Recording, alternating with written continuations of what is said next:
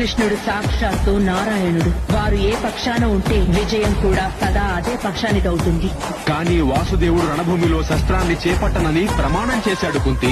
ఈ పరిస్థితిలో ఆ వాసుదేవుడు నీకు ఏ విధంగా సహాయం చేయగలడు? కృష్ణుడు సహాయం చెయ్యడు బావగారు. కృష్ణుడు ఎవరి పక్షాన ఉంటే సమస్త సృష్టి వారికి సహాయం చేస్తుంది. రణభూమిలో అర్జునుని అస్త్రాలన్నీ బ్రహ్మాస్త్రాలుగా మారిపోతాయి. ఎందుకంటే వారికి అండగా కృష్ణుడి శక్తి ఉంటుంది.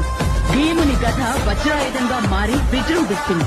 యుధిష్ఠర నకుల సహదేవుల శస్త్రాలు పిడుగు వృక్షాన్ని దహించినట్టుగా మీ సైన్యంపై భయంకరమైన విధ్వంసాన్ని సృష్టిస్తాయి.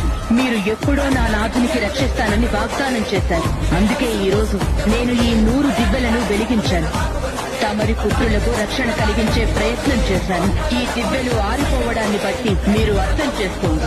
యుద్ధంలో మీ పుత్రులు ప్రాణాలు కోల్పోతున్నారు. కృష్ణుడు తోడుగా ఉన్నాడు గనుక నా పుత్రులకు విజయం